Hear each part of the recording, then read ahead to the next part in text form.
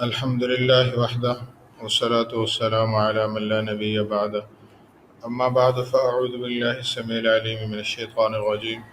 فقد قال الله تبارك وتعالى فما لكم في المنافقين فئتين والله أركسهم بما كسبوا أتريدون أن تهدوا من أضل الله ومن يضلل الله فلن تجد له سبيلا صدق اللہ العظیم۔ اس رکوع کے اندر اللہ تعالیٰ نے منافقین کا تذکرہ فرمایا ہے۔ یہ سورہ نساء کا رکوع نمبر 9 ہے اور 5ویں پارے کا رکوع نمبر 9 ہے اور سورہ نساء کا رکوع نمبر 12 ہے۔ اس رکوع کے اندر اللہ تعالیٰ منافقین کا تذکرہ اور ان کی قسمیں بیان فرمائی ہیں۔ کچھ منافقین ایسے تھے جو مکہ مکرمہ میں آئے، مکہ مکرمہ سے مدینہ منورہ آئے ہجرت کر کے، لیکن یہاں آ کے تجارت کا بہانہ کر کے کوئی اور بہانہ کر کے واپس مکہ مکرمہ چلے گئے اور پھر دوبارہ نہیں آئے۔ تو ان کے بارے میں مسلمانوں کی دو رائے تھیں، کچھ کہتے تھے کہ یہ مسلمان ہیں، مومن ہیں، اور کچھ کہتے تھے یہ کافر ہیں۔ تو اللہ تعالیٰ نے یہاں پہ یہ فیصلہ فرما دیا ہے کہ منافقین کے بارے میں تم لوگ دو گروہ کیوں بن رہے ہو، دو جماعتیں تمہاری کیوں بن رہی ہیں۔ اللہ تعالیٰ ان کو اوندے منہ ان کے کرتوتوں کی وجہ سے کر چکے ہیں کہ وہ اسلام کی طرف آئے تھے اور واپس کفر میں چلے گئے ہیں۔ اس وقت چونکہ مکہ مکرمہ سے ہجرت کرنا فرض تھا، جو بندہ باوجود طاقت اور قدرت کے ہجرت نہیں کرتا تھا تو یہ پکی اس بات کی علامت ہوتی تھی کہ وہ کافر ہے۔ تو اللہ تعالیٰ نے یہاں پہ واضح طور پہ بیان فرما دیا کہ یہاں سے جو واپس چلے گئے ہیں ہجرت کرنے کے بعد، دوبارہ واپس مکہ چلے گئے ہیں اور باوجود قدرت کے نہیں آ رہے، تو یہ پکے کافر ہیں۔ لہذا ان کے بارے میں دو رائے ہونے کی ضرورت نہیں ہے۔ یہ تو ان کی حالت یہ ہے کہ یہ چاہتے ہیں کہ جیسے انہوں نے کفر اختیار کیا ہے ایسے تم بھی کفر اختیار کر لو علیہ باللہ، اور تم اور وہ سارے برابر ہو جاؤ۔ لہذا ایسے لوگوں کو اپنا دوست نہ بناؤ۔ ہاں وہ ہجرت کر کے آ جائیں اور اخلاص کے ساتھ اسلام کو قبول کر لیں تو پھر وہ تمہارے دوست ہیں۔ اور پھر آگے ان سے قتال کے متعلق یہ بتا دیا ہے کہ کچھ منافقین ایسے ہیں جو کافروں سے جا کے مل گئے اور ان سے مل کر تمہارے خلاف وہ سازشیں کر رہے ہیں، تو ایسے منافقوں سے بھی لڑائی ہوگی اور ان سے قتال اور جہاد ہوگا۔ اور اس طرح کے جو منافق ہیں جو بالکل الگ تھلگ ہو کے بیٹھ گئے ہیں، نہ وہ ایمان والوں کے ساتھ ملتے ہیں نہ کافروں کے ساتھ ملتے ہیں، تو ان کے ساتھ لڑنے اور قتال کرنے کی ضرورت نہیں ہے۔ اسی طرح وہ منافقین جو مسلمانوں کے بیچ میں رہتے ہیں اور اس وجہ سے مسلمانوں میں رہتے ہیں کہ اگر ہم مسلمانوں سے لڑے نہ کافروں سے مل کر تو ایسا نہ ہو کہ ہمارے کافر یہودی جو ہیں وہی ہم سے لڑنا شروع کر دیں، وہی ہمیں قتل و غارت ہماری شروع کر دیں، تو اپنے بچاؤ کے لیے وہ مسلمانوں کے اندر آ کے بیٹھ جاتے ہیں۔ تو اللہ تعالیٰ نے فرمایا کہ ان سے بھی قتال نہ کیا جائے۔ اگلے رکوع کے اندر اللہ تعالیٰ نے 3 مسئلے تین احکام بیان فرمائے ہیں۔ پہلا حکم یہ ہے وما کان للمؤمن ان یقتل مؤمنا الا خطأ، کہ کسی مسلمان کے لیے یہ جائز نہیں ہے کہ وہ کسی دوسرے ایمان والے کو قتل کرے، یہ ناجائز اور حرام عمل ہے۔ ہاں خطأً غلطی سے قتل ہو جائے تو یہ ایک اور بات ہے، اور غلطی سے قتل ہونے کی صورت یہ ہے، غلطی سے قتل ہونے کی صورت ایک تو یہ ہے کہ ویسے مثال کے طور پہ وہ کوئی اپنا ہتھیار اوزار وغیرہ صاف کر رہا تھا اور فائر ہو گیا اور غلطی سے وہ کسی انسان کو لگ گیا، اور دوسری صورت یہ بھی ہو سکتی ہے کہ وہ فائر تو اس نے کسی جانور پہ کیا تھا شکار کرنے کے لیے اور اچانک آگے کوئی بندہ آ گیا اور اس کو لگ گیا۔ تو ایسی خطا کی صورت کے اندر اس کو گناہ تو نہیں ہے، ہاں بے احتیاطی کا گناہ تو ہوگا کہ اس نے احتیاط نہیں کیا، لیکن قتل کا گناہ نہیں ہوگا۔ ہاں اس پہ دیت آئے گی، اور دیت کی 2 صورتیں بیان فرمائی ہیں۔ ایک تو یہ کہ 2 مہینے کے مسلسل روزے رکھے، یہ اللہ تعالیٰ کی طرف توبہ استغفار، گویا کہ 2 مہینے کے مسلسل روزے۔ پہلے تو غلام کو آزاد کرنا ہے، لیکن چونکہ آج کل آزاد غلاموں کا سلسلہ ہے نہیں تو اس لیے 2 مہینے کے روزے ہیں۔ اور دیت 100 اونٹ یہ دیت بنتی ہے، یا 10,000 درہم چاندی، یہ 1,000 دینار سونا۔ جس طرح مسلمان کو قتل کرنے کی یہ قتل خطا کی یہ دیت ہے، اسی طریقے سے اگر ذمی کو کسی نے قتل کیا اور خطأً قتل کیا، ذمی کا مطلب یہ ہے کہ وہ کافر جو ہمارے ملک کے اندر امان لے کے رہ رہے ہیں، جیسے عیسائی ہمارے ملک کے اندر پاکستان کے اندر رہ رہے ہیں، یا ہندو رہ رہے ہیں، یا سکھ رہ رہے ہیں، تو وہ غیر مسلم جن کو ہم نے یہاں کی نیشنلٹی دے دی ہے اور یہاں پہ وہ نیشنل ہو گئے، یہیں کے ہو گئے ہیں، ان کو ذمی کہا جاتا ہے۔ تو ان کے اگر ذمی کو بھی کوئی خطأً قتل کرتا ہے، قتل ہو جاتا ہے کسی مسلمان سے، تو اس کے بارے میں بھی یہی دیت ہے اس کے۔ دوسرا حکم یہاں پہ قتل عمد کا بیان کیا ہے، وَمَن يَقْتُلْ مُؤْمِنًا مُتَعَمِّدًا فَجَزَاؤُهُ جَهَنَّمُ خَالِدًا فِيهَا، اگلی آیت کے اندر کہ جو بندہ کسی ایمان والے کو، کسی مسلمان کو جان بوجھ کے قتل کر دے، بغیر اس کی کسی غلطی کے جان بوجھ کے قتل کر دیتا ہے، تو اس کی سزا جہنم ہے، جس میں یہ ہمیشہ رہے گا، اور اس پہ اللہ کا غضب اور اللہ کی لعنت بھی ہے، اور اللہ تعالیٰ نے اس کے لیے بڑا عذاب تیار کر رکھا ہے۔ اگر اس نے توبہ نہیں کی اور اس بندوں نے جن کا حق تھا ان سے معافی نہیں کی، اور جو بھی دیت یا قصاص سے معاملہ صاف نہیں کیا، تو اللہ تعالیٰ آخرت میں ان کو بہت بڑی سزا دینے والے ہیں۔ حدیث مبارکہ کے اندر آتا ہے کہ اگر ایک بندے کو ساری دنیا والے مل کے بھی قتل کر دیں تو اللہ سب کو جہنم میں ڈال دیں۔ مسلمان کا قتل کرنا اتنا بڑا جرم ہے۔ اگلی آیت مبارکہ کے اندر ایک اور حکم بیان فرمایا، یہ اصل میں خاص موقع پہ نازل ہوئی تھی کہ کچھ صحابہ کرام سفر میں جا رہے تھے، سفر جہاد کے اندر، اور وہاں پہ کچھ لوگوں نے صحابہ کے لشکر کو آتے دیکھا تو وہ اسلام لا چکے تھے، اور اپنے اسلام کا اظہار کرتے ہوئے انہوں نے السلام علیکم کہا۔ ان حضرات نے یہ سمجھا کہ یہ ہیں تو کافر اور جان بچانے کے لیے اسلام کا اظہار کر رہے ہیں، چنانچہ ان کو قتل کر دیا۔ اس موقع پر یہ آیت مبارکہ نازل ہوئی کہ جب تم لوگ سفر پہ جا رہے ہو تو پوری تحقیق کر لیا کرو، ایسا نہ ہو جو بندہ تمہارے سامنے سلام پیش کر رہا ہے اور اپنا اسلام ظاہر کر رہا ہے، تم ان کو کہہ دو کہ لست مؤمنا، تو مومن ہی نہیں ہے، تو اس کا مطلب تو یہ ہو گیا کہ تم مال غنیمت کی وجہ سے لڑ رہے ہو، پھر اللہ کے لیے تو نہیں لڑ رہے۔ تو یہاں پہ ایک اصول یہ دے دیا کہ اگر کوئی بندہ زبان سے اسلام کا اظہار کرتا ہے تو ہم اس کو مسلم ہی، مومن ہی کہیں گے کہ وہ مسلمان ہے، وہ مومن ہے۔ ظاہر ہے کہ دل کو تو چیر کے ہم دیکھ نہیں سکتے، اور اللہ تعالیٰ یہاں پہ یہ ارشاد بھی فرما رہے ہیں كَذَلِكَ كُنْتُم مِّن قَبْلُ فَمَنَّ اللَّهُ عَلَيْكُمْ، کہ بھی تم بھی تو اسی طرح تھے پہلے، اللہ تعالیٰ نے تم پہ احسان کیا کہ تم نے بھی زبان سے اسلام کا اظہار کیا تھا نا،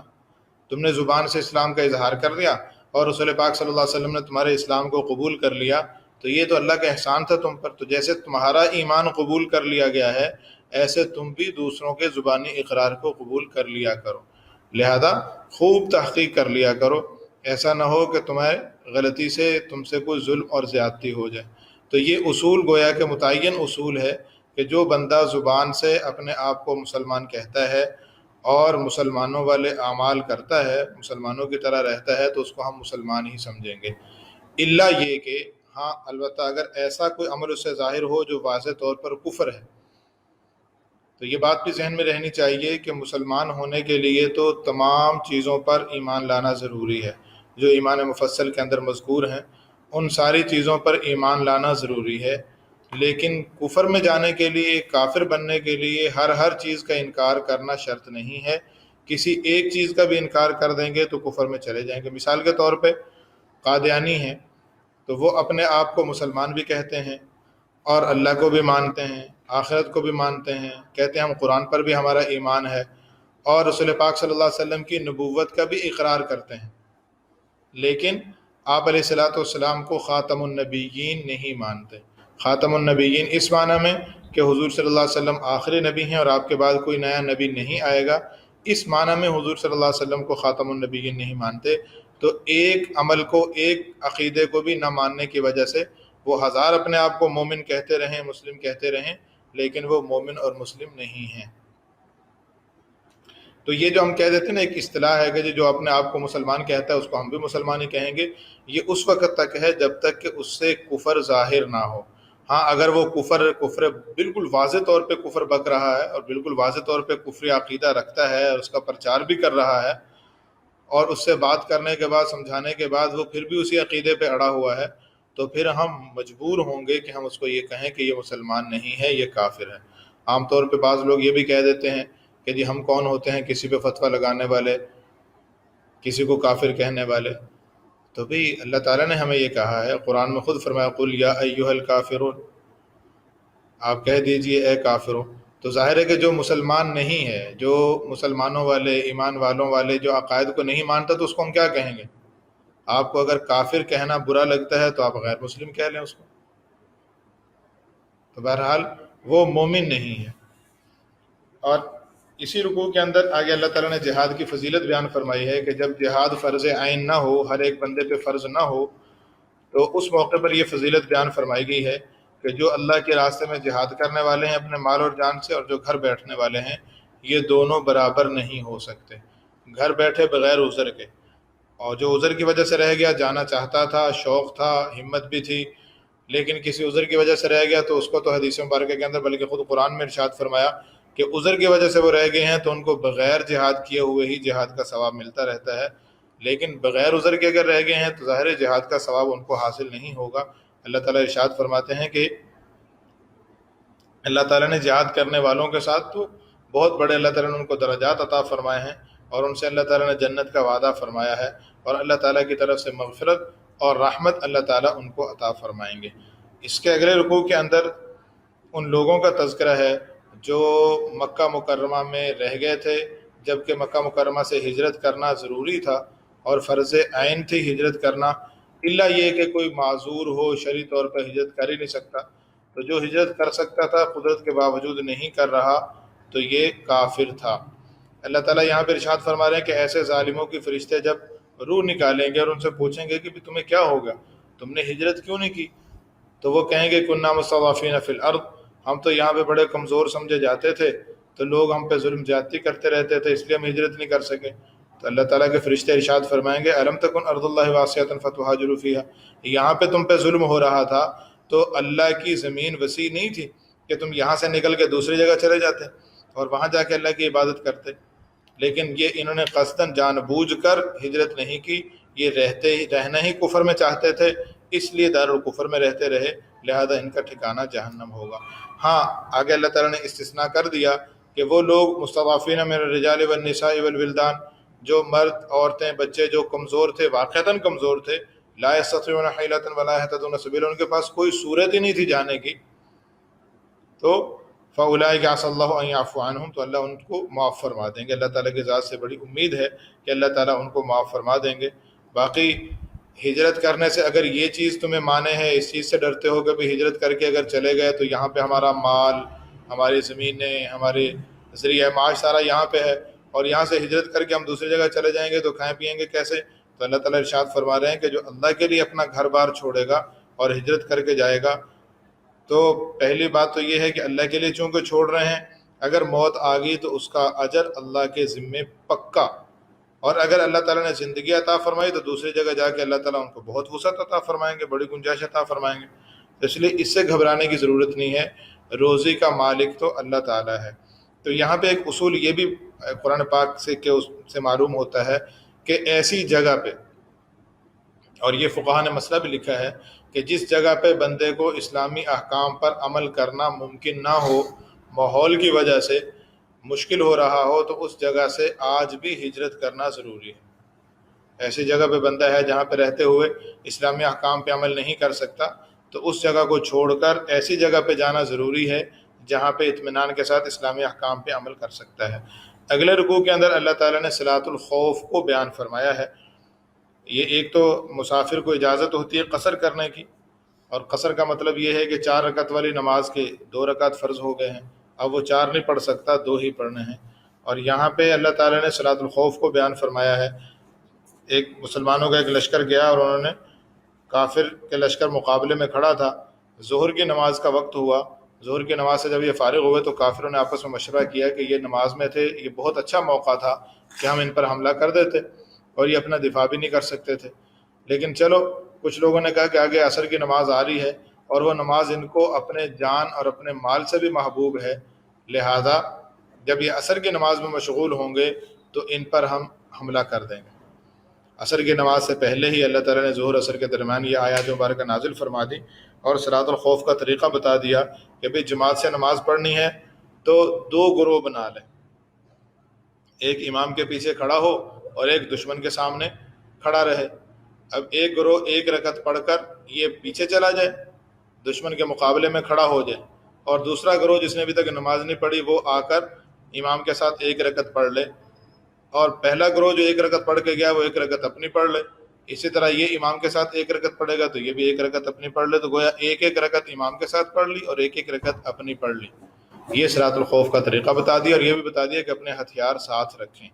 لیکن اگر یہ لڑائی شروع ہو جاتی ہے اور نماز کے اندر یہ لڑتے بھی ہیں تو پھر نماز بہرحال ٹوٹ جائے گی۔ یہ طریقہ نماز کا اس صورت میں ہے جب سارے کے سارے ایک امام کے ساتھ نماز پڑھنے پر اصرار کر رہے ہوں کہ ہم نے انہی کے پیچھے پڑھنی ہے، تب یہ ہے کہ دو جماعتیں اس طریقے سے بنا لیں کہ ہر جماعت کو امام ایک ایک رکعت پڑھا دے۔ اور حضور صلی اللہ علیہ وسلم جب موجود تھے تو آپ علیہ الصلوۃ والسلام کی موجودگی میں صحابہ کی چاہت یہی ہوتی تھی کہ ہم حضور کے پیچھے نماز پڑھیں۔ لیکن اگر دو جماعتیں علیحدہ بنا دی جائیں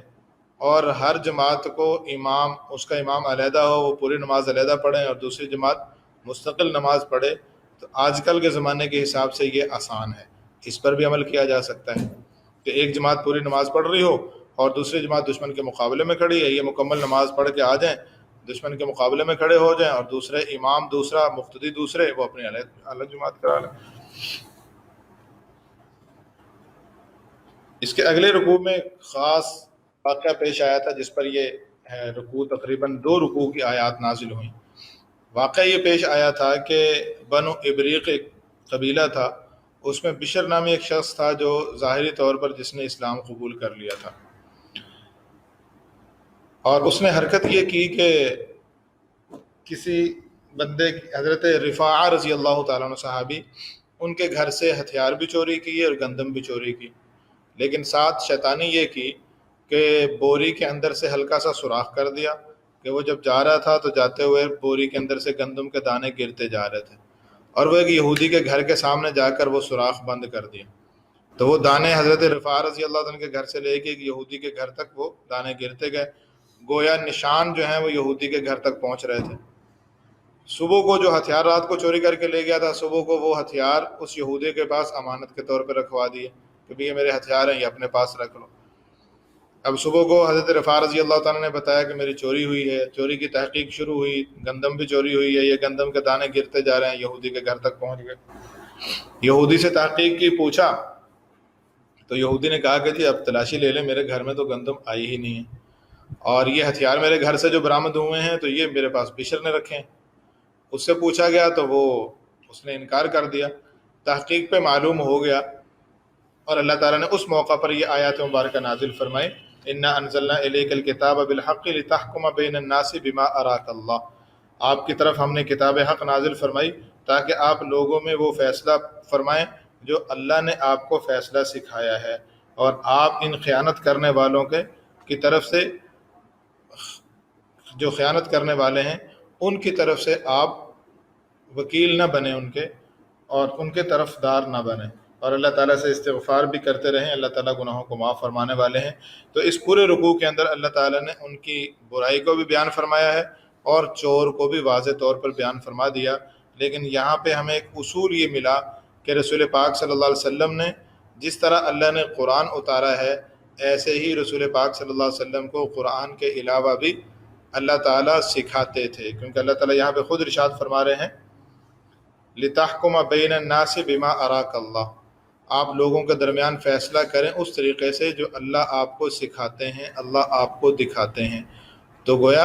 اللہ تعالیٰ فیصلہ سمجھاتے ہیں، اور اس فیصلے کا ذکر یہاں قرآن میں نہیں ہے، تو وہ جو فیصلہ حضور صلی اللہ علیہ وسلم فرمائیں گے وہ اللہ کا سکھایا ہوا ہے، حالانکہ اللہ تعالیٰ نے قرآن میں اس کا ذکر نہیں کیا، تو وہ حدیث کی صورت میں ہمارے پاس موجود ہے۔ جس طرح قرآن پاک محفوظ ہے،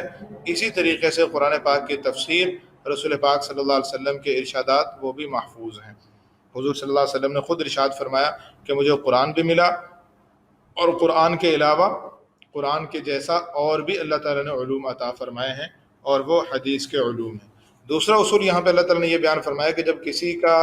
آپ کو معلوم ہو گیا کسی بندے کے متعلق کہ یہ خیانت کرنے والا ہے اور یہ اپنے اس مقدمے کے اندر جھوٹا ہے، تو ایسے بندے کے پھر وکالت کرنا اور اس بندے کا دفاع کرنا، اس بندے کا ساتھ دینا، یہ ہرگز جائز نہیں ہے۔ اگر ایسے موقع پر بھی ان کا کوئی ساتھ دیتا ہے تو پھر سمجھ لیں کہ وہ دنیا کی خاطر ایسا کر رہا ہے اور اپنی آخرت کو برباد کر رہا ہے۔ اس کے اگلے رکوع کے اندر اللہ تعالیٰ ارشاد فرما رہے ہیں وَلَوْلَا فَضْلُ اللَّهِ عَلَيْكَ وَرَحْمَتُهُ لَهَمَّ طَائِفَةٌ مِّنْهُمْ أَن يُضِلُّوكَ، اگر اللہ کا فضل اور اللہ کی رحمت آپ پہ نہ ہوتی تو ایک جماعت تو اس کی کوشش کر چکی تھی کہ وہ آپ کو راہ راست سے ہٹا دیں، یعنی وہ تو آپ کو گویا اس بات پہ لا رہے تھے کہ جی چور آپ اس یہودی کو بنا دیں، حالانکہ یہودی چور نہیں تھا، چور وہ بشر تھا جو اپنے آپ کو مسلمان کہتا تھا۔ تو لوگ آپ کو یہ کہہ رہے تھے کہ جی یہ اس پہ چوری ڈال دیں، اللہ نے آپ پہ رحم فرمایا، اللہ کا فضل ہوا کہ اللہ تعالیٰ نے آپ کے سامنے حق کو واضح کر دیا۔ وَأَنزَلَ اللَّهُ عَلَيْكَ الْكِتَابَ وَالْحِكْمَةَ وَعَلَّمَكَ مَا لَمْ تَكُنْ تَعْلَمْ، اللہ نے آپ کو کتاب و حکمت بھی عطا فرمائی، قرآن بھی دیا، سنت بھی دی، اور ایسے ایسے علوم اللہ نے سکھائے جو آپ کو پہلے سے معلوم نہیں تھے۔ اس کے اگلے رکوع میں اللہ تعالیٰ نے شرک کی قباحت اور شرک کی برائی کو بیان فرمایا ہے۔ ان اللہ لا یغفر ان یشرک بہ ویغفر ما دون ذلک لمن یشاء، کہ اللہ تعالیٰ شرک کو معاف نہیں کریں گے، اور شرک سے کم درجے کے جو گناہ ہیں ان کو جس کو چاہیں گے اللہ تعالیٰ اپنے فضل سے، اپنی مہربانی سے اللہ تعالیٰ معاف فرما دیں گے۔ شرک تو توبہ کے بغیر معاف نہیں ہوگا، لیکن دیگر جو گناہ ہیں وہ اللہ تعالیٰ جس کے چاہیں گے ممکن ہے بغیر توبہ کے بھی اللہ تعالیٰ معاف فرما دیں۔ ایک بندہ گناہ کر کے گیا اور گناہ کی حالت توبہ کیے بغیر اس کو موت آ گئی، اللہ کو اس کی کوئی نیکی ایسی پسند آئی کہ اس کی وجہ سے اللہ تعالیٰ سارے گناہ معاف فرما دیں۔ لیکن اگر کوئی شرک کرتا ہوا مر گیا ہے اور بغیر توبہ کے مرا ہے تو اس بندے کی معافی اللہ کے ہاں نہیں ہے۔ ہاں، شرک سے بھی اگر توبہ کر لے اور شرک کو چھوڑ دے اور مخلص موحد توحید پہ چلنے والا بن جائے اور شرک کو بالکل چھوڑ دے اور توبہ سچی کر لے، تو پھر اللہ تعالیٰ توبہ سے تو شرک کو بھی معاف فرما دیتے ہیں۔ جو مکہ مکرمہ کے کافر تھے وہ سارے، بلکہ اکثر، بلکہ تقریباً سارے ہی ان میں مشرک ہی تھے، لیکن انہوں نے توبہ کر لی، ایمان قبول کر لیا، اللہ تعالیٰ نے ان کے کفر کو، ان کے شرک کو بھی معاف فرما دیا۔ تو شرک کی ایک صورت تو یہ ہے کہ اللہ تعالیٰ کے ساتھ کسی دوسرے کو شریک ٹھہرانا، کہ جیسے اللہ خالق اور مالک ہیں ایسے ہی کچھ چیزیں کسی اور نے بھی بنائی ہیں۔ زمین ایک اللہ نے، ایک الہ نے بنائی ہے، آسمان دوسرے الہ نے بنایا، تو اللہ تعالیٰ کی طرح کسی دوسرے کو کوئی ذات علیحدہ مان لینا۔ اور دوسری صورت یہ ہوتی ہے کہ اللہ تعالیٰ کی صفات میں کسی کو شریک ٹھہرانا، کہ جیسی قدرت اللہ تعالیٰ کو ہے ویسی قدرت فلاں کو بھی ہے، اللہ تعالیٰ کے علاوہ کسی اور میں اس درجے کی قدرت ماننا، چاہے وہ اللہ کی عطا سے ہی مانی جائے۔ مثلا ایک صورت یہ ہے، یہ کہہ دینا کہ جی فلاں نبی یا ولی یا فلاں بندہ جو ہے وہ از خود اس کو یہ قدرت حاصل ہے کہ وہ جس کو جو چیز دینا چاہے دے دے، جس سے جو چیز لینا چاہے لے لے۔ اور ایک یہ ہے کہ یہ کہہ دینا کہ اللہ تعالیٰ نے اس کو یہ قدرت دے دی ہے، اب جو کچھ مانگنا ہے۔ وہ ایک صاحب نے کتاب میں لکھا ہے، بڑا ذمہ دار قسم کے آدمی ہیں، انہوں نے اپنی کتاب میں لکھا ہے کہ اللہ تعالیٰ نے اپنے سارے اختیارات رسول پاک صلی اللہ علیہ وسلم کو دے دیے ہیں، اور رسول اللہ صلی اللہ علیہ وسلم نے اپنے سارے وہ اختیارات شیخ عبد القادر جیلانی کو دے دیے ہیں رحمہ اللہ تعالی۔ اب جس نے جو مانگنا ہے وہ شیخ عبد القادر جیلانی رحمۃ اللہ علیہ سے مانگے، تو گویا الیاذ باللہ، نعوذ باللہ ثم نعوذ باللہ، اللہ تعالیٰ تو فارغ ہو گئے، اب شیخ عبد القادر جیلانی جو ہیں وہی سارا نظام چلا رہے ہیں۔ بلکہ انہوں نے یہ بھی لکھا ہے کہ سارے لوگوں کے دل شیخ عبد القادر جیلانی کی انگلیوں کے بیچ میں ہیں، وہ جس طرف چاہیں پھیر دیں۔ تو اللہ کے علاوہ کسی دوسرے میں اس طرح کی قدرت ماننا، جیسا علم اللہ تعالیٰ کو ہے ساری کائنات کے ذرے ذرے کا علم ہے، علم محیط کلی، ایسا علم محیط کلی ذاتی مانے یا عطائی مانے کسی دوسرے کے لیے ماننا، یہ بھی شرک ہے۔ تصرف کا اختیار جیسے اللہ تعالیٰ کو ہے ویسے اللہ کسی اور کو ماننا، یہ بھی شرک میں آ جاتا ہے۔ اسی طریقے سے جس طرح اللہ کے نام پر جانور ذبح ہوتے ہیں، نظر اور نیاز اللہ کے نام کی ہوتی ہے، کسی دوسرے شخص کے نام پر نیاز دینا ان کی خوشنودی کو حاصل کرنے کے لیے، یہ بھی شرک میں داخل ہے۔ اللہ تعالیٰ آگے ارشاد فرما رہے ہیں کہ یہ جو جن کو یہ اللہ کے علاوہ پکار رہے ہیں، ان یدعون من دونہ الا اناثا، اس زمانے کے جو مشرکین تھے انہوں نے جو نام بتوں کے رکھے تھے وہ بھی عورتوں والے تھے، لات، منات، عزا، اور اسی طرح جو وہ فرشتوں کو کہتے تھے اللہ کی بیٹیاں، تو ان کو بھی مؤنث ہی مانتے تھے، وہ بھی اللہ کی بیٹیاں کہتے تھے۔ اللہ فرماتے ہیں کہ ان کے اس شرک کی وجہ سے اللہ تعالیٰ نے ان پہ لعنت فرمائی ہے۔ تو یہ اس شیطان کے پیچھے چل رہے ہیں جس شیطان پر اللہ نے لعنت کی ہے، اور شیطان نے یہ کہا ہے کہ اللہ میں آپ کے بندوں میں سے ایک بہت بڑا حصہ لے جاؤں گا اور میں ان کو گمراہ کروں گا، انہیں لمبی چوڑی امیدیں دلاؤں گا، اور میں انہیں حکم کروں گا تو وہ جانوروں کے کان کاٹیں گے، اور میں انہیں حکم کروں گا تو وہ اللہ کی تخلیق میں تغیر کریں گے، ان میں تبدیلی کر دیں گے۔ تو شیطان نے یہ پہلے اللہ تعالیٰ سے وہ کہہ چکا ہے اور وہ کروا بھی رہا ہے ایسے کہ وہ اس زمانے کے اندر جو مشرکین تھے وہ یہ کرتے تھے کہ کچھ جانور ایسے تھے ان کے کان کاٹ دیتے تھے اور کہتے تھے کہ یہ فلاں بت کے نام پہ اس کو چھوڑ دیتے تھے اور اس سے کوئی فائدہ حاصل نہیں کرتا تھا. وہ چلتے پھرتے اپنا خود اپنی طبی موت، جب مر جائے تو مر جائے، نہ اگر مؤنث جانور ہوتا تھا اس کا دودھ بھی استعمال نہیں کرتے تھے، ان کا گوشت بھی استعمال نہیں کرتے تھے، ان کو ان کے حال پہ چھوڑ دیتے تھے. اسی طرح شیطان نے کہا دوسرا کام میں ان سے یہ کرواؤں گا کہ اللہ کی مخلوق میں جو اللہ نے پیدا کیا جس طریقے سے، اللہ کی تخلیق میں تبدیلی بھی کرواؤں گا میں ان سے. رسول پاک صلی اللہ علیہ وسلم نے اس کی تفصیل حدیث مبارکہ کے اندر بیان فرمائی ہے کہ اللہ کی جو تخلیق ہے اس میں تبدیلی کی کیا صورت ہے.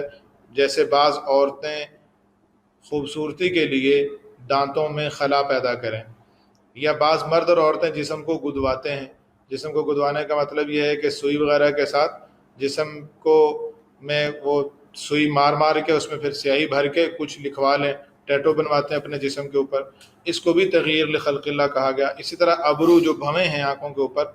وہ جو طبی طور پر جس درجے میں ہیں ان کو باریک کروانا، تو اس کو بھی حدیث مبارکہ کے اندر منع کیا گیا اور اس پہ بڑی سخت وعید آئی ہے. تو شیطان نے کہا کہ میں یہ لوگوں سے اس طرح کے کام کرواؤں گا. اللہ تعالیٰ ہم سب کی حفاظت فرمائے کہ ہم شیطان کے پیچھے لگیں. اللہ تعالیٰ فرماتے ہیں کہ شیطان کا ٹھکانہ بھی جہنم ہے اور جو شیطان کی پیروی کریں گے وہ بھی جہنم میں جائیں گے. اور جو لوگ اللہ تعالیٰ کی فرما برداری کرنے والے ہیں اور دین حق پہ چلنے والے ہیں ان کو اللہ تعالیٰ آخرت کی ہمیشہ کی نعمتوں کی جگہ جنت عطا فرمائیں گے. اگلے رکوع کے اندر اللہ تعالیٰ نے یہ جو سورہ نساء کے پہلے رکوع میں کچھ احکام بیان ہوئے تھے، اس رکوع میں بھی اسی کے متعلقہ سوال تھا کہ عورتوں کے متعلق انہوں نے سوال کیا کہ ان کے بارے میں جو آپ نے حکم نازل فرمایا ہے تو یہ اس کی تفصیل کیا ہے. تو اللہ تعالیٰ اس زمانے میں چونکہ عورتوں کو بہت ہی وہ حقیر اور ذلیل سمجھا جاتا تھا، جیسے میں نے پہلے بھی عرض کیا تھا سورہ نساء کے پہلے رکوع کے اندر، دوسرے رکوع میں بھی، کہ عورتوں کا میراث میں حق ہی نہیں سمجھتے تھے. اللہ تعالیٰ نے ان کا حق دلوایا، بلکہ عورت کے حق کو اللہ تعالیٰ نے معیار قرار دیا اور یہ کہا کہ مرد کا حق ایک عورت سے دگنا ہے. تو عورت کے حق اصل ہے اور مرد کا اس کا دگنا قرار دیا. تو یہاں پہ اللہ تعالیٰ پھر ارشاد فرما رہے کہ وہ یتیم بچیاں جن سے تم نکاح کرتے ہو اور نکاح میں ان کا جتنا مہر بنتا ہے وہ دیتا نہیں ہے. پہلے بات گزر چکی ہے، عائشہ رضی اللہ تعالیٰ عنہ فرماتی ہیں کہ کسی کی کفالت میں اگر یتیم بچی ہوتی تھی اور وہ اس کا محرم نہیں ہوتا تھا، مثلا چچا زاد بھائی ہے اور یتیم بچی جو ہے وہ اس کی کفالت میں آ گئی ہے، تو اب وہ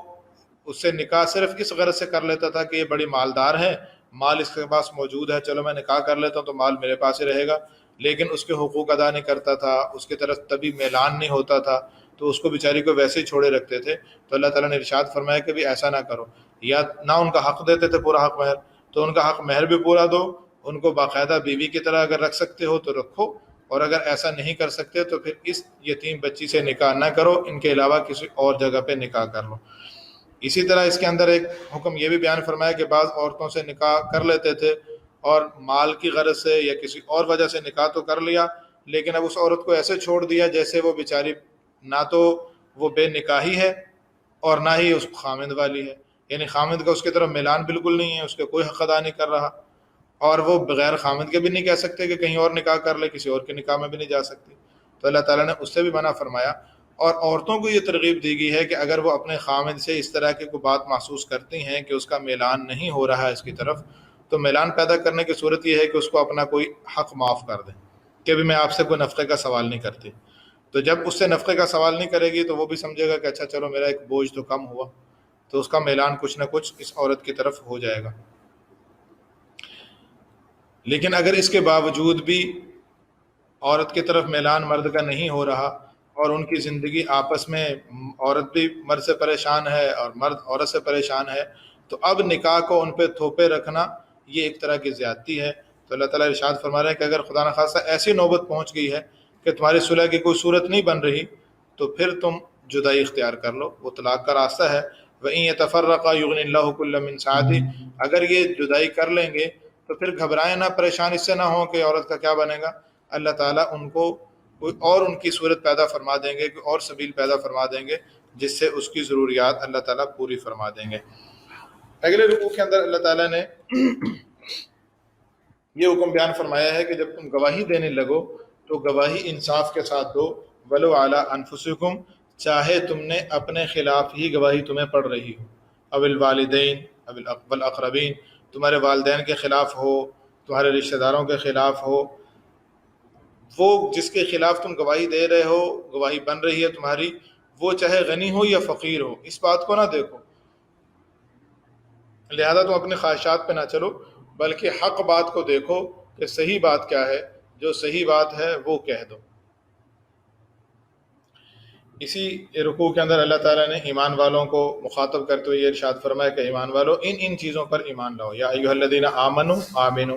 اے وہ لوگ جو ایمان لا چکے ہو ان چیزوں پر ایمان لاؤ، یعنی اللہ پر، اللہ کے رسولوں پر، اللہ کی کتاب پر جو اللہ تعالیٰ نے اپنے رسول پہ نازل فرمائی، اور اس کتاب پر جو پہلے نازل ہو چکی۔ جو اللہ تعالیٰ کا، فرشتوں کا، کتابوں کا، رسولوں کا، آخرت کا کفر کرے گا، انکار کرے گا، تو وہ گمراہی میں پڑ جائے گا۔ اس کے بعد ایک خاص طبقے کا تذکرہ ہے، ان الذین آمنوا ثم کفروا ثم آمنوا ثم کفروا ثم زادوا کفرا، کہ جو لوگ ایمان لائے، انہوں نے کفر اختیار کیا، پھر ایمان لائے، پھر کفر میں چلے گئے۔ تو یہ کچھ منافقین کا تذکرہ ہے، جو ایمان والوں کے پاس آتے ہیں تو ایمان کا اظہار کرتے ہیں، کافروں کے پاس چلے جاتے ہیں تو کفر کا اظہار کرتے ہیں، پھر ایمان والوں کے پاس آتے ہیں تو پھر ایمان کا اظہار کرتے ہیں، کفر والوں کے پاس چلے جاتے ہیں تو پھر کفر کا اظہار کرتے ہیں، یعنی اسی طریقے سے وہ چل رہے ہیں۔ اور بعض مفسرین نے یہ لکھا ہے کہ کچھ ایسے لوگ تھے جو ایمان لائے تھے اور بعد میں مرتد ہو گئے تھے، اور پھر توبہ کی، لیکن توبہ کے بعد دوبارہ مرتد ہو گئے، تو یہ ان لوگوں کا تذکرہ ہے۔ بہرحال یہ دونوں طرح کے لوگ ہو سکتے ہیں۔ اور یہ جو پیچھے جن کا واقعہ وہ بشر نامی شخص کا گزر چکا ہے، کہ جس نے چوری کی تھی اور یہودی کے گھر اس نے اپنا چوری کا مال بھی رکھوا دیا تھا اور یہودی کو گویا چور ظاہر کر دیا تھا، وہ بھی یہاں سے پھر بھاگ کر مکہ مکرمہ چلا گیا تھا اور کفر اختیار کر لیا تھا، اور پھر کفر کی حالت میں ہی اس کو بری طریقے سے موت آئی۔ تو اس طرح کے لوگ بھی اس آیت کا مصداق ہیں، جو ایمان لانے کے بعد کفر میں چلے گئے، پھر ایمان لے آئے، پھر کفر کر لیا اور پھر کفر میں آگے بڑھتے چلے گئے، تو اللہ تعالیٰ ایسے لوگوں کے گناہوں کو معاف نہیں فرمائیں گے۔ یہ ایسے لوگ ہیں،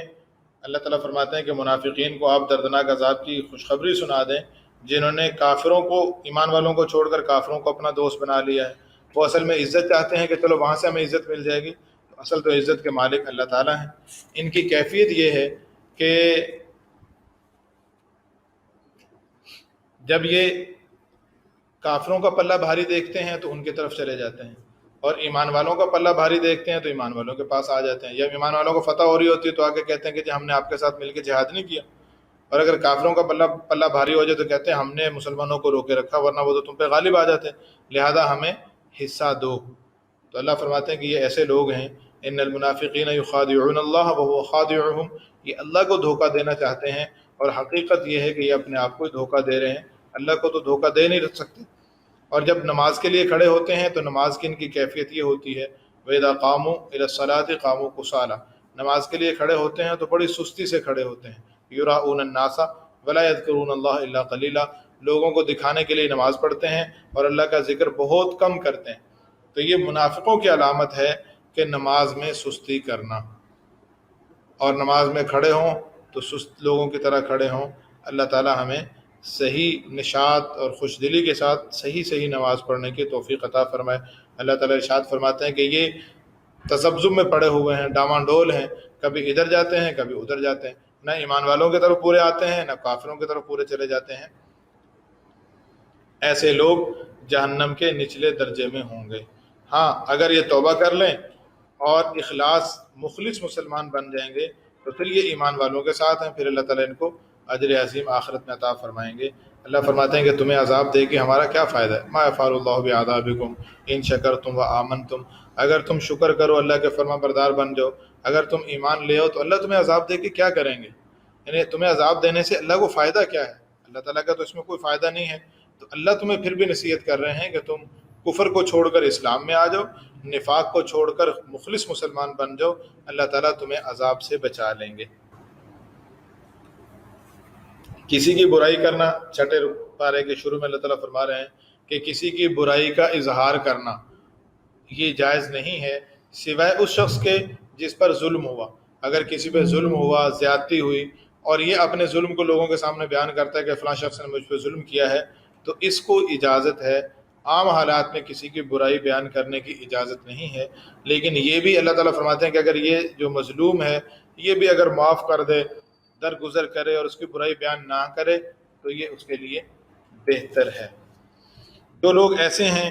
جو کفر اختیار کر رہے ہیں، اور کفر کی ایک صورت یہ بھی ہے کہ کچھ انبیاء پر ایمان لاتے ہیں اور کچھ انبیاء پہ ایمان نہیں لاتے۔ اللہ فرماتے ہیں کہ ایک نبی کا انکار کرنا بھی تمام انبیاء کا انکار کرنا ہے۔ عیسائیوں نے حضرت محمد صلی اللہ علیہ وسلم کو نبی نہیں مانا، یہودیوں نے حضرت عیسیٰ علیہ السلام کو اور حضور صلی اللہ علیہ وسلم کو نبی نہیں مانا، تو کسی ایک نبی کا انکار کرنا گویا تمام نبیوں کا انکار کرنا ہے۔ اولئک هم الکافرون حقا، یہ پکے کافر ہیں، اللہ فرما رہے ہیں۔ یعنی گویا جن چیزوں پر ایمان لانا ضروری ہے ان میں سے کسی ایک چیز کا بھی انکار کر دیا تو یہ بندہ پکا کفر میں چلا گیا۔ آگے اللہ تعالیٰ نے یہودیوں کا جو حضور صلی اللہ علیہ وسلم سے بھی انہوں نے سوال کیا، آپ صلی اللہ علیہ وسلم نے جب دعوت دی تو انہوں نے آ کے کہا کہ جی ہم تو آپ کو نبی تب مانیں گے جب ہماری آنکھوں کے سامنے آسمان سے کتاب اترے اور آپ ہمیں پڑھ کر سنائیں کہ یہ کتاب اللہ کی طرف سے آئی ہے، پھر مانیں گے۔ حضور صلی اللہ علیہ وسلم اس پہ پریشان ہوئے تو اللہ تعالیٰ ارشاد فرما رہے ہیں یسألک اہل الکتاب ان تنزل علیہم کتابا من السماء، یہ آپ سے سوال کرتے ہیں کہ آپ آسمان سے کتاب نازل کر دیں۔ فقد سألوا موسیٰ اکبر من ذلک، یہ حضرت موسیٰ علیہ السلام سے اس سے بھی بڑے بڑے سوال کر چکے ہیں۔ موسیٰ علیہ السلام سے انہوں نے یہ سوال کیا تھا کہ ہمیں اللہ تعالیٰ دکھا دو آنکھوں سے، ہم اپنی آنکھوں سے اللہ کو دیکھ لیں اور اللہ کو دیکھنے کے بعد اللہ تعالیٰ کہیں کہ ہاں یہ میری کتاب ہے، پھر ہم مانیں گے۔ تو جو کتاب کا مطالبہ کر رہے ہیں، کتاب تو ہم نے موسیٰ علیہ السلام کو دی تھی، یہودیوں نے پھر بھی نہیں مانی، پھر کہنے لگے جی ہمیں کیا پتہ اللہ کی کتاب ہے، اللہ تعالیٰ ہمیں خود کہیں کہ میرا کلام ہے پھر مانیں گے۔ چنانچہ موسیٰ علیہ السلام ان کو لے گئے کوہ طور پر، انہوں نے آواز سن لی، کہنے لگے جی آواز تو سنی ہے لیکن یہ کیا پتہ کہ اللہ کی آواز ہے کسی اور کی آواز ہے، ہم اللہ کو دیکھ لیں اپنی آنکھوں سے پھر مانیں گے۔ موسیٰ علیہ السلام نے دیکھنے کی دعا بھی کر دی اور اللہ تعالیٰ کی طرف سے تجلی پڑی تو سارے مر گئے۔ موسیٰ علیہ السلام نے پھر درخواست کی کہ اللہ یہ تو پہلے میرے خلاف رہتے ہیں، اب یہ کہیں گے کہ جی وہ 70 بندوں کو مار دیا موسیٰ علیہ السلام نے تو ان کو زندہ کر دیں۔ چنانچہ اللہ تعالیٰ نے ان کو زندہ کر دیا، اور ان ظالموں نے پھر بھی آ کے یہ کہا کہ ہاں اللہ تعالیٰ کا کلام تو ہے لیکن اللہ نے یہ کہا کہ اگر سہولت سے مان سکو تو ٹھیک ہے ورنہ نہ ماننا۔ تو اس درجے کے یہ ضدی لوگ ہیں۔ حضور صلی اللہ علیہ وسلم کو اللہ تسلی دے رہے ہیں کہ ہم نے تو پہاڑ کو اٹھا کر ان کے اوپر کر دیا تھا، پھر جا کر یہ مانے تھے۔ تو یہ ایسے لوگ ہیں کہ ان پر اللہ تعالیٰ کی طرف سے لعنت پڑ چکی ہے ان کے کفر کی وجہ سے اور ان کی شرارتوں کی وجہ سے، اور حضرت عیسیٰ علیہ السلام پر جو الزام لگایا ان کی والدہ محترمہ پر، اس کی وجہ سے ان کے اوپر لعنت اللہ کی پڑ چکی ہے۔ تو یہ ماننے کی وجہ سے سوالات نہیں کر رہے، یہ تو ان کی ہٹ درمی ہے کہ یہ آپ سے اس طرح کے الٹے سیدھے مطالبات کر رہے ہیں تو آپ ان کے مطالبات کی وجہ سے پریشان نہ ہوں۔ باقی یہ بھی یہ دعویٰ کرتے ہیں کہ ہم نے عیسیٰ علیہ السلام کو نعوذ باللہ قتل کر دیا، شہید کر دیا۔ اللہ فرماتے ہیں وما قتلوہ وما صلبوہ ولکن شبہ لہم، نہ انہوں نے عیسیٰ علیہ السلام کو قتل کیا نہ سولی دی، بلکہ ان کو اشتباہ ہو گیا ہے۔ اشتباہ کیسے ہو گیا؟ روایات دو طرح کی آتی ہیں کہ جب عیسیٰ علیہ السلام کو پکڑنے کے لیے لوگ گئے تھے تو انہی میں سے ایک پر اللہ تعالیٰ نے عیسیٰ علیہ السلام کی شبیہ ڈال دی، عیسیٰ علیہ السلام کو آسمانوں پہ اٹھا لیا اور اس کی شکل عیسیٰ علیہ السلام جیسی بنا دی۔ وہ باہر آیا تو ان یہودیوں نے پکڑ کے اس کو مار دیا، وہ کہتا رہا میں تمہارا ساتھی ہوں، لیکن انہوں نے اس کو مار دیا۔ اور بعض روایت سے معلوم ہوتا ہے کہ عیسیٰ علیہ السلام کے حواریوں میں سے ہی کسی نے یہ قربانی دی تھی کہ جی میں آپ کی جگہ پیش ہو جاتا ہوں۔ چنانچہ اللہ تعالیٰ نے ان کو عیسیٰ علیہ السلام کی شکل عطا فرما دی اور ان یہودیوں نے ان کو شہید کر دیا۔ بہرحال اللہ تعالیٰ ارشاد فرما رہے ہیں کہ نہ تو انہوں نے قتل کیا نہ سولی دی، ولیکن شبہ لہم، ان کو اشتباہ ہو گیا، اور جو یہ بات کر رہے ہیں اس میں یہ شک میں ہیں، ان کو پاس ان کا کوئی قطعی علم نہیں ہے۔ وما قتلوہ یقینا، یقیناً انہوں نے عیسیٰ علیہ السلام کو قتل نہیں کیا، بل رفعہ اللہ الیہ، بلکہ اللہ تعالیٰ نے ان کو اپنے پاس اٹھا لیا، آسمانوں پہ اٹھا لیا۔ وَإِن مِّنْ أَهْلِ الْكِتَابِ إِلَّا لَيُؤْمِنَنَّ بِهِ قَبْلَ مَوْتِهِ، اور جتنے بھی اہل کتاب ہیں وہ سارے کے سارے عیسیٰ علیہ السلام کی وفات سے پہلے ان پر یا اپنی وفات سے پہلے عیسیٰ علیہ السلام پر ایمان ضرور لے آئیں گے، اور قیامت کے دن عیسیٰ علیہ السلام ان کے خلاف گواہی دیں گے جن لوگوں نے ان کی بات کو نہیں مانا۔ تو یہاں پہ اللہ تعالیٰ نے بالکل واضح الفاظ میں ارشاد فرمایا کہ عیسیٰ علیہ السلام نہ قتل ہوئے نہ ان کو سولی دی گئی، بلکہ ان کو اللہ تعالیٰ نے آسمانوں پہ زندہ اٹھا لیا ہے، اور ان کی وفات سے پہلے سارے اہل کتاب ان پر ایمان لائیں گے، اور ظاہر ہے کہ ابھی تک تو سارے اہل کتاب ان پر ایمان نہیں لائے۔ اس لیے حضور صلی اللہ علیہ وسلم نے ارشاد فرمایا تھا کہ سیدنا عیسیٰ علیہ السلام قرب قیامت میں آئیں گے اور اس وقت سارے لوگ ان پر ایمان لے آئیں گے۔ اس سے اگلے رکوع کے اندر اللہ تعالیٰ ارشاد فرما رہے ہیں، پچھلے رکوع میں جو یہودیوں کو دعوت دی اور یہودیوں نے یہ مطالبہ کیا کہ جی کتاب آپ نازل کریں، تو اللہ تعالیٰ ارشاد فرما رہا ہے انا اوحینا الیک کما اوحینا الی نوح والنبیین من بعدی، آپ کی طرف بھی ہم نے ایسے ہی وحی بھیجی ہے جیسے ہم نے نوح علیہ السلام کی طرف وحی بھیجی تھی، اور نوح علیہ السلام کے بعد اور انبیاء علیہ الصلوات و تسلیمات کی طرف ہم نے وحی بھیجی تھی، حضرت ابراہیم علیہ السلام، اسماعیل علیہ السلام، اسحاق علیہ السلام، یعقوب علیہ السلام، اور حضرت عیسیٰ علیہ السلام، یونس علیہ السلام، ایوب علیہ السلام، انبیاء کے نام لیے اللہ تعالیٰ نے۔ ان سارے انبیاء کو تم لوگ مانتے ہو، تو یہ سارے نبی کتابیں لے کر آئے تھے اور ان سارے انبیاء نے کتابیں تمہارے سامنے ان پر اتری تھی۔ جب ان کو تم نبی مانتے ہو، جس طریقے سے اللہ تعالیٰ نے ان کو نبوت عطا فرمائی تھی، اسی طریقے سے جناب محمد رسول اللہ صلی اللہ علیہ وسلم کو بھی اللہ تعالیٰ نے نبوت عطا فرمائی ہے، جیسے وہ نبی ہیں ویسے ہی یہ بھی نبی ہیں۔ لیکن اگر یہ آپ کی نبوت کو تسلیم نہیں کرتے تو آیت نمبر 167 میں اللہ تعالیٰ ارشاد فرما رہے ہیں ان الذین کفروا وصدوا عن سبیل اللہ قد ضلوا ضلالا بعیدا، جنہوں نے کفر کیا اور اللہ کے راستے سے دوسروں کو بھی روک رہے ہیں تو یہ دور کی گمراہی میں پڑے ہیں، اور اللہ تعالیٰ ان کو گناہوں کو معاف نہیں کریں گے اور نہ یہ سیدھے راستے پہ آ سکیں گے۔ ان کے لیے راستہ ایک ہی ہے، الا طریق جہنم خالدین فیہا ابدا، یہ اس جہنم میں ہمیشہ ہمیشہ کے لیے پڑے رہیں گے۔ اس کے اگلے رکوع کے اندر جو سورۃ نساء کا آخری رکوع ہے، اس میں اللہ تعالیٰ نے عقیدہ تثلیث جو عیسائیوں کا تھا کہ وہ 3 الہ مانتے تھے، عیسیٰ علیہ السلام کو بھی مانتے تھے، وہ کہتے تھے اب ابن اور روح القدس، باپ بیٹا روح القدس، یہ تینوں کو ملا کر وہ کہتے تھے یہ الہ ہیں۔ تو اللہ تعالیٰ فرما رہے ہیں یہودی ایک طرف یہودی ہیں کہ وہ انبیاء کو علیہ باللہ شہید تک کر دیتے ہیں، قتل کر دیتے ہیں، وہ تو اس درجے کے گستاخ اور انبیاء کے بے ادب تھے، اور دوسری طرف عیسائی ہیں، انہوں نے نبی کی شان میں اتنا غلو کیا، اتنی بڑھا دی کہ انہوں نے عیسیٰ علیہ السلام کو خدائی کے درجے تک پہنچا دیا۔ انما المسیح عیسی ابن مریم، اللہ فرماتے ہیں کہ وہ تم حضرت مریم کے بیٹے ہیں، اللہ کے رسول ہیں اور اللہ تعالیٰ کے خاص کلمہ ہیں۔ اللہ تعالیٰ نے جو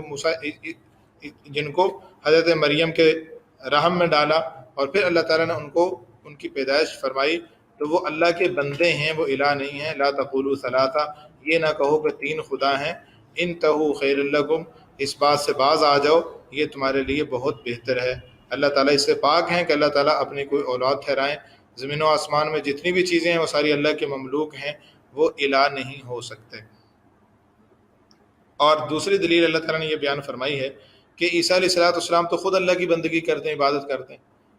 لن يستنكف المسيح ان يكون عبدا لله ولا الملائكة المقربون، نہ تو عیسیٰ علیہ السلام اللہ کی بندگی کرنے سے عار محسوس کرتے ہیں اور نہ ہی فرشتے اللہ کی بندگی کرنے سے عار محسوس کرتے ہیں۔ تو جو اللہ تعالیٰ کی بندگی کرنے سے، اللہ کی عبادت کرنے سے عار محسوس کرے، شرم محسوس کرے گا اور تکبر کرے گا، تو اللہ تعالیٰ ان سب کو جہنم میں اکٹھا کر دیں گے۔ تو اللہ تعالیٰ یہ فرما رہے ہیں کہ عیسیٰ علیہ السلام بھی اللہ کی بندگی کرتے تھے، اللہ کی عبادت کرتے تھے، فرشتے بھی اللہ کی عبادت کرتے ہیں۔ تو جو عبادت کرنے والے ہیں وہ معبود کیسے ہو سکتے ہیں، وہ خدا کیسے ہو سکتے ہیں؟ جب عیسیٰ علیہ السلام عبادت کر رہے ہیں تو اور فرشتے بھی عبادت کر رہے ہیں، تو اس کا مطلب کیا ہوا کہ یہ خود معبود نہیں ہیں، یہ خود خدا نہیں ہے، ورنہ خدا تو کسی کی عبادت نہیں کرتا۔ آخر کے اندر آخری آیت میں اللہ تعالیٰ نے یہ کلالہ کا حکم بیان فرمایا، میراث کا حکم بیان فرمایا کہ جو بندہ ایسا فوت ہوا کہ جس کی اولاد بھی نہیں ہے، ماں باپ بھی نہیں ہے، وارث صرف بہن بھائی بنتے ہیں، تو اگر صرف بہنیں ہیں تو ایک بہن ہے تو اس کو آدھا حصہ ملے گا، 2 ہیں یا زیادہ ہیں تو ان کو 2/3 ملے گا، اگر بھائی بھی ساتھ ہوں تو پھر 2 حصے بھائی کے ہوں گے اور 1 حصہ بہن کا ہوگا۔ اس طریقے سے میراث تقسیم ہوگی۔ یہ صورت نساء الحمدللہ مکمل ہو گئی۔ اگلی صورت مائدہ ہے، یہ صورت مدنی ہے، اور اس صورت مبارکہ کے اندر اللہ تعالیٰ نے بہت سے احکامات نازل فرمائے ہیں۔ اور یہ صورت مائدہ جو یہ تقریباً یوں سمجھیں کہ ہجرت کے آخری سالوں میں نازل، کچھ حصہ فتح مکہ کے زمانے میں نازل ہوا، کچھ فتح مکہ کے بعد نازل ہوا، اور کچھ آیات ایسی بھی ہیں جو حضور صلی اللہ علیہ وسلم پر جب آپ نے آخری حج کیا ہے، حجۃ الوداع کے موقع پر، آپ پر اس موقع پر یہ آیت مبارکہ نازل ہوئی۔ خاص طور پر یہ جو آیت نمبر 3 ہے اور اس کے اندر اللہ تعالیٰ نے تکمیل دین کا وعدہ فرمایا ہے، یہ آیت تو حضور صلی اللہ علیہ وسلم حج کے موقع پر عرفات کے میدان میں تھے، اس موقع پر نازل ہوئی، جس میں اللہ تعالیٰ نے یہ پیشن گوئی دے دی ہے اور یہ وعدہ فرما دیا کہ اب کافر آپ کے دین سے مایوس ہو چکے ہیں، یعنی وہ اس بات سے مایوس ہو چکے ہیں کہ ہم اس کو روک نہیں سکتے، یہ اب غالب ہو کے رہے گا۔ لہٰذا اللہ تعالیٰ نے اپنے دین کو مکمل اور کامل کر دیا۔ اس صورت مبارکہ کا نام صورت مائدہ اس وجہ سے ہے، مائدہ کہتے ہیں دسترخوان کو۔ تو حضرت عیسیٰ علیہ السلام کے لوگوں نے حضرت عیسیٰ علیہ السلام سے یہ دعا کی درخواست کی تھی کہ آپ اللہ کے حضور یہ دعا کریں کہ اللہ تعالیٰ آسمان سے مائدہ دسترخوان اتاریں جس پہ کھانا لگا ہوا ہو، یہ معجزہ آپ دکھائیں تو ہم آپ کو مان لیں گے۔ تو عیسیٰ علیہ السلام نے اللہ کے حضور درخواست کی، اللہ تعالیٰ نے فرمایا کہ یہ ہم معجزہ تو دے دیں گے، لیکن یہ دیکھ لیں کہ اس کے بعد بھی اگر کوئی نہ مانا تو پھر اس کو ایسی سزا دیں گے جو دنیا میں ہم نے کسی کو نہیں دی، تو اگر اس کے لیے منظور ہے تمہیں تو ہم یہ معجزہ عطا فرما دیتے ہیں۔ تو چونکہ اس معجزے کا تذکرہ ہے صورت مبارکہ کے اندر، اس وجہ سے صورت مبارکہ کا نام صورت مائدہ ہے۔ اس میں پہلے رکوع کے اندر اللہ تعالیٰ نے 4 مسئلے بیان فرمائے ہیں۔ سب سے پہلی بات یہ بیان فرمائی ہے کہ جو وعدے تم کرتے ہو، آپس میں معاہدے کرتے ہو، ان سارے وعدوں کو پورا کرو، جو اللہ سے عہد کیا اس کو بھی پورا کرو، جو بندوں سے عہد کیا ان کو بھی پورا کرو۔ اور اللہ تعالیٰ ارشاد فرماتے ہیں کہ بہیمۃ الانعام، وہ چوپائے جو مویشی ہیں، چرنے والے ہیں، ان جانوروں کو ہم نے تمہارے لیے حلال کر دیا ہے، سوائے ان کے جو ہم آگے بیان کر دیں گے۔ اور اس میں ایک بڑا پیارا اصول اللہ تعالیٰ نے بیان فرما دیا، ان اللہ یحکم ما یرید، اللہ تعالیٰ حکم دیتے ہیں جو چاہتے ہیں۔ یہ گویا جو ہم جتنے بھی عقلی سوالات ہیں نا، فلاں جانور کو کیوں حلال کیا، فلاں کو حرام کیوں کیا، یہ فلاں جائز کیوں ہے، یہ فلاں ناجائز کیوں ہے، تو یہ عقلی سوالات کے ساری جڑی اللہ تعالیٰ نے کاٹ دی کہ بھی اللہ حاکم ہیں، اللہ ہی خالق ہیں اور اللہ حکمتوں کے مالک ہیں۔ اللہ کو پتہ ہے کہ کس جانور کو میں نے حرام کرنا ہے، کس کو حلال کرنا ہے۔ تو اللہ نے جس کو حلال کر دیا ہم حلال سمجھتے ہیں، جس کو حرام کر دیا اس کو حرام سمجھتے ہیں۔ ہم اس کی لمیات میں اور سائنس میں اور لاجک میں نہیں پڑھتے کہ لاجک سمجھ آئے گی تو پھر مانیں گے، بس کہ ہم تو بندے ہیں، بندہ ہونے کا تقاضا یہ ہے کہ حکم کی لاجک سمجھ میں آئے یا نہ آئے، ہم ہر حال میں چونکہ بندے ہیں اس لیے ہم اللہ کا حکم مانیں گے۔ اور پھر اللہ تعالیٰ نے کچھ جانوروں کا تذکرہ کیا کہ یہ جانور حرام ہے، حرمت علیکم المیتہ، جو مردار ہے وہ حرام ہے، خون حرام ہے، خنزیر کا گوشت حرام ہے، جو غیر اللہ کے نام پہ جانور ذبح کیے جاتے ہیں وہ حرام ہیں، جس کا گلا گھونٹ دیا، گلا گھونٹ کے مارا گیا ہے وہ حرام ہے، اسی طرح جس کو اوپر سے پھینکا نیچے گر کے مر گیا، خود لڑک کے مر گیا، اس طرح کے جانور جس کو کسی درندے نے کھایا اور کھا کے مر گیا، وہ درندہ تھا، شیر نے مثلا شکار کیا اور وہ مر گیا، شیر اس میں سے کچھ کھا کے چلا گیا ہے، تو اس جانور کا بھی کھانا حرام ہے۔ اسی طرح جو جانور بتوں کے نام پہ ذبح کیے جاتے ہیں اور جو تم قرعہ اندازی کے ذریعہ کرتے ہو، یہ سارے جانور حرام ہیں۔ قرعہ اندازی کی صورت یہ ہوتی تھی کہ کچھ بندے مل کر مشترکہ پیسے برابر کے ڈالتے تھے اور پھر گوشت تقسیم کر کے، مثال کے طور پہ 8-10 بندوں نے جانور لیا، بڑا جانور، اور 10 تھیلے بنائے گئے، کسی تھیلے میں کم گوشت کسی میں زیادہ، اور بعض تھیلے خالی رکھے جاتے تھے، اور پھر قرعہ نکالا جاتا تھا، جس کے نام کا جو تھیلا نکل آیا وہ اس کو دے دیا جاتا تھا۔ تو یہ تو جوے کی صورت ہے کہ پیسے اس نے دیے ہیں اور گوشت پتہ نہیں ملے گا یا نہیں ملے گا، کسی کو کم ملے گا کسی کو زیادہ ملے گا، اس کو بھی اللہ تعالیٰ نے حرام کر دیا۔ اور اس میں ایک خاص حکم یہ بیان فرمایا، لا یجرمنکم شنآن قوم علی اللہ تعدلوا، لا یجرمنکم شنآن قوم ان صدوکم عن المسجد الحرام ان تعتدوا وتعاونوا علی البر والتقوی ولا تعاونوا علی الاثم والعدوان، کہ تم دوسروں کا نیکی میں تعاون کرو، برائی میں ایک دوسرے کا تعاون نہ کرو۔ اسی طرح شکار کے جانور کے کو بھی بیان فرمایا کہ جو جانور تم نے شکاری جانور ہے، مثلا کتا ہے، اس کو تم نے سدایا ہے، وہ علم تعلیم یافتہ بھی ہو، سدایا بھی گیا ہو اور اس کو چھوڑتے ہوئے اللہ کا نام بھی لیا گیا ہو،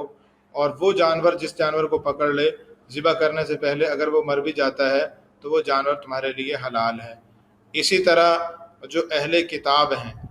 ان کا ذبیحہ بھی تمہارے لیے حلال ہے، لیکن یہ اس زمانے کی بات ہے جب اہل کتاب عیسائی اور یہودی اہل کتاب تھے۔ آج کل تو عیسائی اور یہودی اکثر جو ہے وہ اہل کتاب کی بجائے دہریے ہو چکے ہیں، اس لیے آج کل اہل کتاب کے ساتھ نکاح کرنا بھی ٹھیک نہیں ہے اور ان کا ذبیحہ کھانا بھی ٹھیک نہیں ہے۔ اللہ تعالی ہمیں اپنے احکامات کو سمجھ کر عمل کرنے کی توفیق عطا فرمائے۔ وآخر دعوانا الحمدللہ رب العالمین، السلام علیکم ورحمۃ اللہ وبرکاتہ۔